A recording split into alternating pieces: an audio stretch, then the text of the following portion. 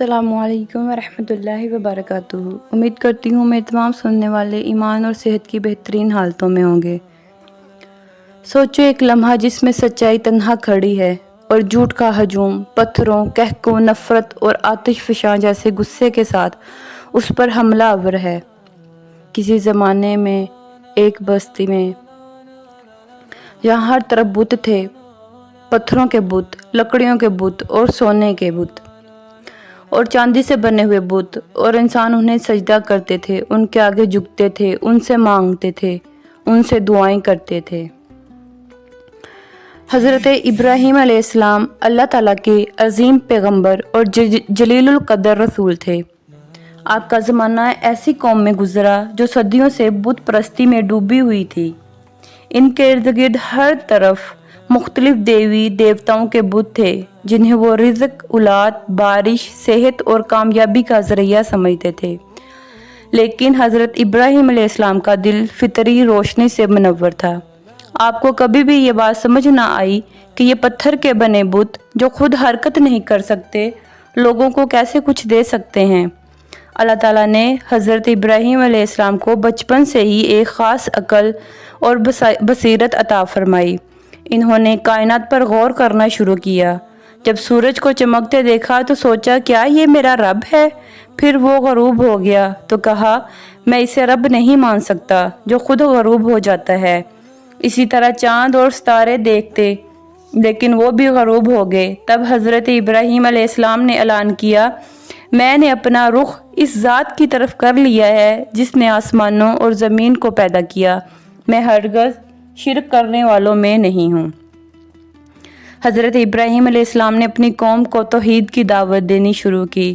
وہ کہتے اے میری قوم، اللہ کی عبادت کرو جس نے تمہیں پیدا کیا، تمہیں رزق دیتا ہے، تمہیں زندگی دیتا ہے اور موت دے گا۔ یہ پتھر تمہارا کچھ کام نہیں آ سکتے۔ لیکن قوم نے انکار کیا۔ ان کے سردار، بادشاہ، جہاں تک کہ ان کے والد آزر جو خود بت تراشنے والا تھا، سب ان کے خلاف ہو گئے۔ حضرت ابراہیم علیہ السلام کو دھمکیاں دی گئیں، طعنہ زنی کی گئی، یہاں تک کہ انہیں تنہا کر دیا گیا۔ انہوں نے کبھی ہمت نہ ہاری۔ ایک دن قوم شہر سے باہر کسی میلے پر گئی ہوئی تھی۔ حضرت ابراہیم علیہ السلام نے موقع سے فائدہ اٹھایا اور بت خانے میں جا پہنچے۔ وہاں درجنوں چھوٹے بڑے بت رکھے ہوئے تھے جن کے سامنے کھانے، پھل اور نذریں رکھی گئی تھیں۔ حضرت ابراہیم علیہ السلام نے تمام بتوں کو توڑ ڈالا، صرف سب سے بڑے بت کو چھوڑا اور کلہاڑی اس کے کندھے پر رکھ دی۔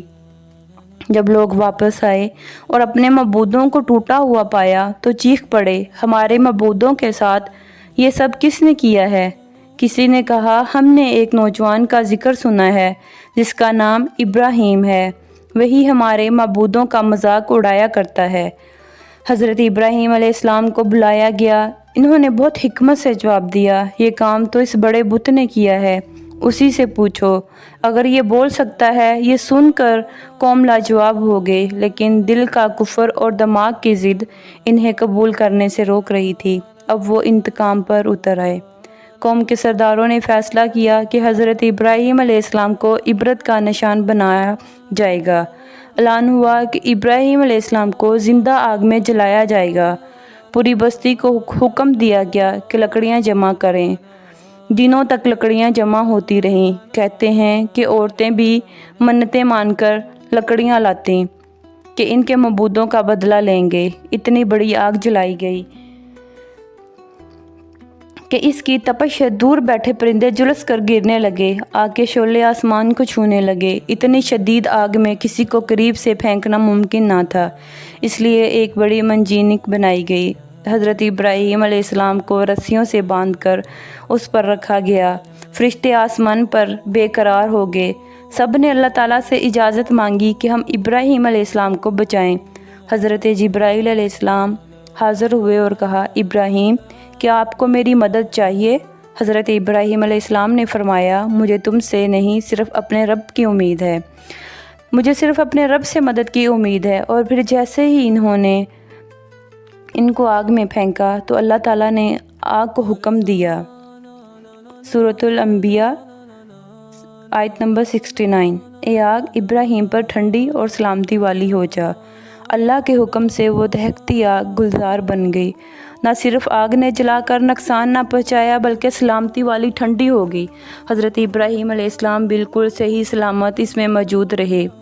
یہ منظر دیکھ کر سب لوگ حیران رہ گئے۔ ان کی آنکھوں کے سامنے وہ آگ جو ہر چیز کو جلا رہی تھی اب ابراہیم علیہ السلام کو کوئی نقصان نہ پہنچا سکی، لیکن افسوس پھر بھی ان کی اکثریت نے ایمان قبول نہ کیا۔ ان کے دل ضد، حسد اور کفر سے بھرے ہوئے تھے۔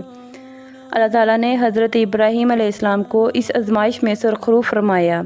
یہ واقعہ قیامت تک یاد رکھا جائے گا۔ یہ صرف ایک واقعہ ہی نہیں، یہ پیغام ہے ہر اس انسان کے لیے جو حق پر کھڑا ہوتا ہے، چاہے تنہا ہو، چاہے دنیا اس کے خلاف ہو۔ اگر آپ کا دل سچا ہو، اگر یقین صرف اللہ پر ہو، تو دنیا کی بڑی سے بڑی آگ بھی آپ کا کچھ نہیں بگاڑ سکتی۔ آج بھی اگر تمہارے دل میں سچ ہے تو دنیا کی آگے تمہیں جلا نہیں سکتی۔ آج بھی اگر تم اللہ پر بھروسہ رکھتے ہو تو وہ تمہیں وہ مقام دے گا جو انبیاء کو دیا گیا۔ ابراہیم علیہ السلام اکیلے تھے مگر ان کا رب ان کے ساتھ تھا، اور جس کا رب اس کے ساتھ ہوتا ہے وہ کبھی تنہا نہیں ہوتا۔ جزاک اللہ خیرہ۔ اگر ہماری یہ ویڈیو آپ کو اچھی لگی ہو تو ہمارے چینل کو ضرور سبسکرائب کریے گا اور بیل آئیکن کو ضرور پریس کریے گا تاکہ ہر آنے والی ویڈیو کا نوٹیفیکیشن آپ کو مل سکے۔ جزاک اللہ خیرہ۔